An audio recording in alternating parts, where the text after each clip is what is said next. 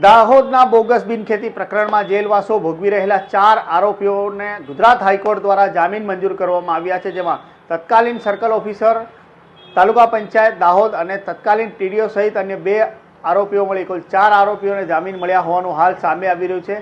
દાહોદમાં નકલી બિનખેતી પ્રકરણે દાહોદ જિલ્લાની સાથે સાથે સમગ્ર ગુજરાતમાં હાહાકાર મચાવ્યો હતો।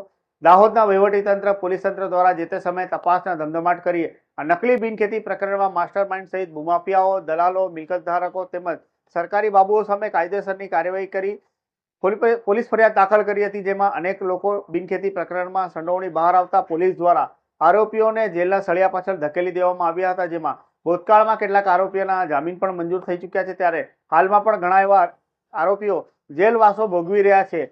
જોકે હવે કોર્ટમાં ચાર્જશીટ પોલીસ દ્વારા રજૂ કરતા હવે જેલવાસો ભોગવી રહેલા 4 આરોપીઓએ હાઈકોર્ટમાં જામીન અરજી કરી હતી, જેમાં હારૂન પટેલ, મુસ્તુફા જીરુવાલા, તત્કાલીન સર્કલ ઓફિસર તાલુકા પંચાયત દાહોદના MK તાવિયાડ અને ઇન્ચાર્જ ટીડીઓ GM બારિયાઓને ગુજરાત હાઈકોર્ટ દ્વારા તેઓને જામીન અરજી મંજૂર કરવામાં આવી છે। એટલે આમ કહી શકાય કે નકલી એને કેસમાં 2 સરકારી બાબુઓ સહિત અને 2 મિલકત ધારકો સહિત કુલ 4 લોકોને આજે જામીન મુક્ત હાઈકોર્ટે કર્યા છે। હવે આગામી સમયમાં જે લોકો જેલવાસો ભોગવી રહ્યા છે તેઓ પણ પોતાની રીતે જામીન અરજી મૂકશે અને ત્યારબાદ હાઈકોર્ટ દ્વારા તેમને શું રાહત આપવામાં આવે છે તે હવે જોવું રહ્યું।